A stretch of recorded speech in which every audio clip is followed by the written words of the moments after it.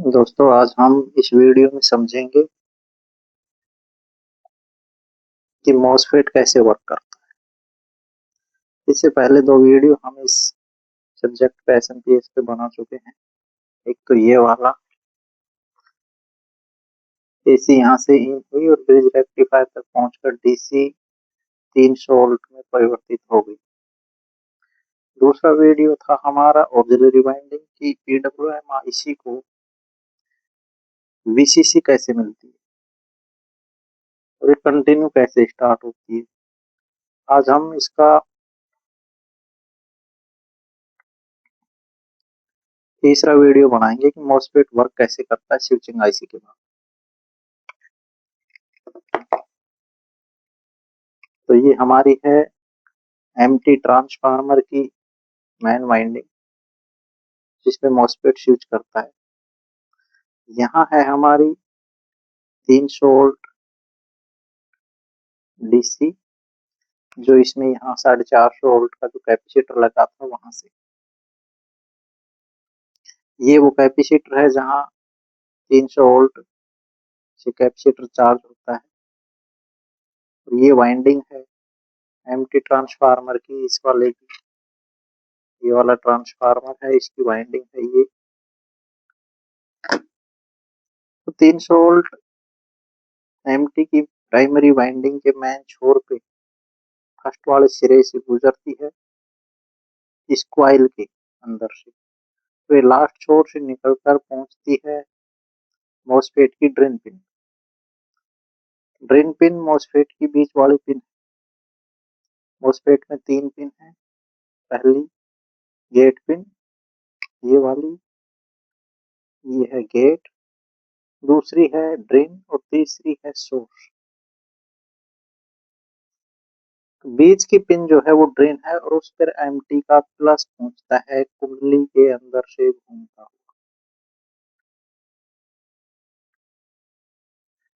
Third number जो pin है उस पर माइनस आता है, ग्राउंड आता है। कहाँ से आता है?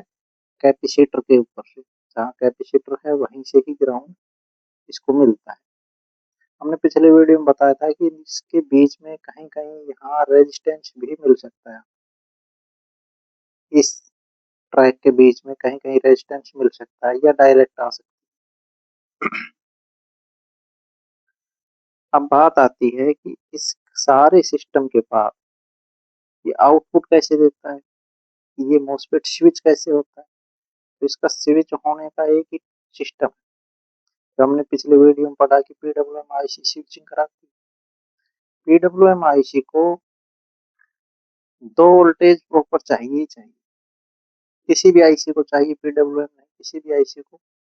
पहली वीसीसी वोल्टेज, एक पिन पे ग्राउंड और दूसरी पर वीसीसी वोल्टेज प्लस वोल्ट। ये हो सकती है 8 वोल्ट से 16 वोल्ट डीसी। वो इसका जो सिस्टम है, रिक्वायरमेंट है आईसी, उस हिसाब से होता है।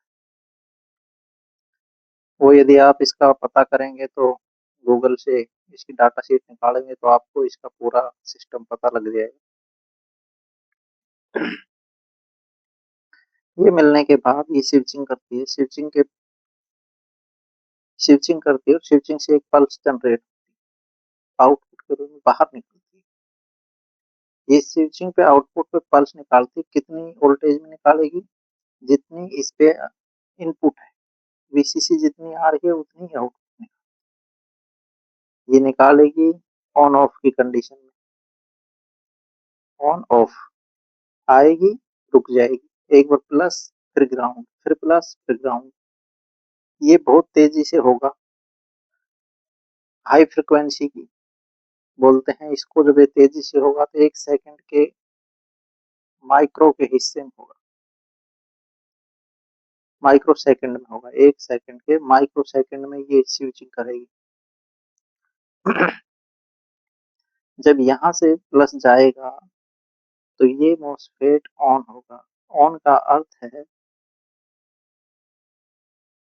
ये माइनस ये प्लस के साथ टकरा जाएगा, ये माइनस और ये प्लस एक हो जाएंगे।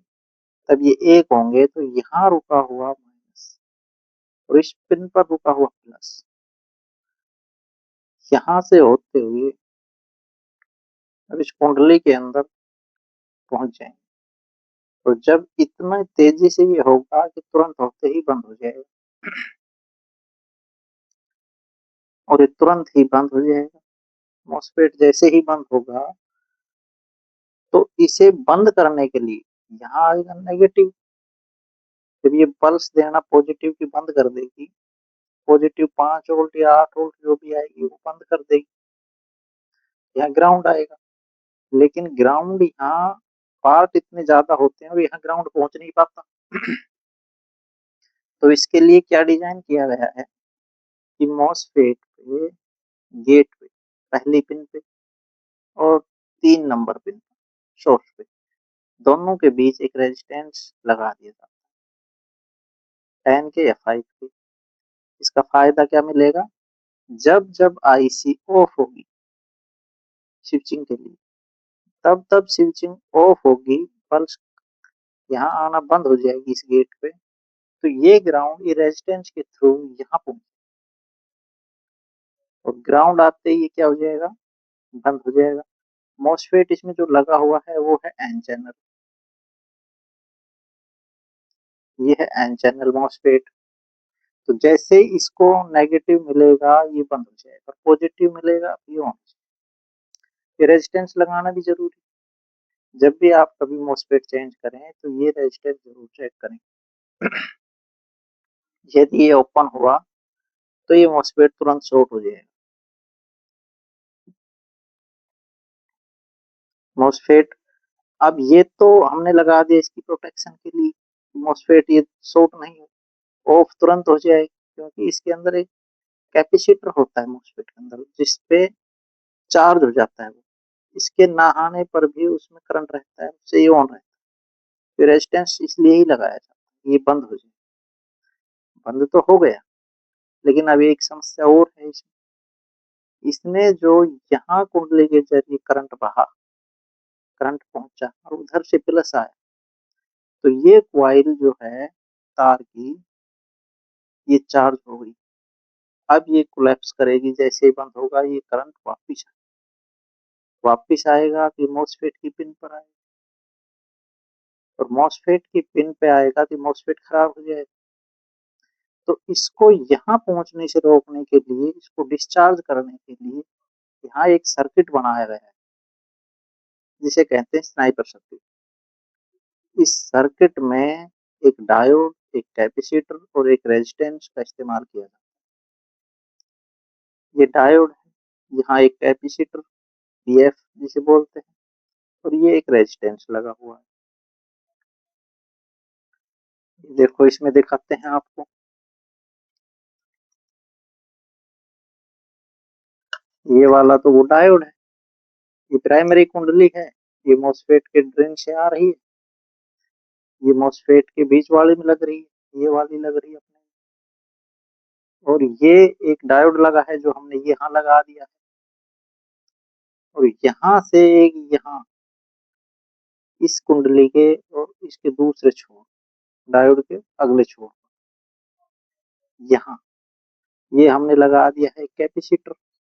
इसमें जो ये लगा हुआ है ये वाला कैपेसिटर, ये कैपेसिटर हमने यहाँ बना दिया, और इसमें लगा हुआ है एक रेजिस्टेंस जो यहाँ लगा रखा है। वो रेजिस्टेंस इसमें यहाँ से लेके यहाँ से यहाँ तक ये लगा हुआ है, जो जड़ गया है यहाँ से यहाँ तक। तो ये रेजिस्टेंस लगा रखा है इन्होंने। तो ये वो सर्किट है स्नाइपर सर्किट, और ये लगाया जाता है इसीलिए ये सर्किट में जो मैग्नेट फील्ड बनी है कोलैप्स हो रही होगी, मॉसफेट के ऑफ होने पर वापस आएगा। तो ये डिस्चार्ज, डिस्चार्ज कैसे होगा, डिस्चार्ज की प्रक्रिया, तब रिवर्स फॉरवर्ड में ये बंद हो जाएगा, तो यहाँ प्लस यहाँ माइनस, इन दोनों, सॉरी दोस्तों बीच में कॉल आ गई उसकी वजह से डिस्टर्ब हो गए। तो हम शुरू कर रहे थे यहाँ से, जब ये मैग्नेट फील्ड कोलैप्स होगी तो ये प्लस माइनस हो जाएगा, और यहाँ जो माइनस आ रहा था इसके थ्रू बह के मोसफेट के जरिए से, वो प्लस हो जाएगा। अब प्लस क्या करेगा, इस डायोड से प्लस इस तरफ निकल जाएगा, यहाँ प्लस है तो इस तरफ चला जाएगा और ये कैपेसिटर को चार्ज भी करेगा और ये कैपेसिटर के इसके थ्रू रेजिस्टेंस के थ्रू ये डिस्चार्ज हो जाएगा, यहाँ आपस में ही शॉर्ट होकर वो मैग्नेट फील्ड खत्म हो जाएगा। और जब ये दोबारा से पल्स आएगी मोसफेट पे पुनः फिर से, तो फिर से वही सीक्वेंस में आ जाएगा, यहाँ से माइनस होता हुआ और इसके अंदर पहुंचेगा, वहां से प्लस इसके अंदर पहले से ही है, यहाँ मैग्नेट फील्ड बनेगी। मैग्नेट फील्ड बनने के उपरांत सेकेंडरी वाइंडिंग पे आउटपुट जनरेट होंगे और वापस से ये बंद हो जाएगा मॉसफेट और उसी का सिस्टम ये बार बार चलता है। दोस्तों इसकी आउटपुट को स्थिर रखने के लिए इस PWM IC को एक फीडबैक सेक्शन लगाया जाता है जो आउटपुट सेक्शन से ही होता है।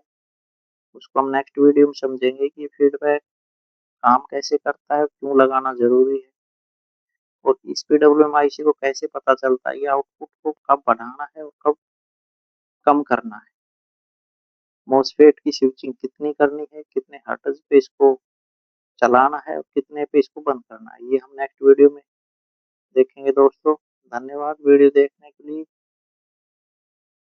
और यदि हमारे पहले वाले पार्ट नहीं देखे और आप देखना चाहते हैं तो डिस्क्रिप्शन में उसका लिंक दे दिया है, आप देख सकते हैं। धन्यवाद।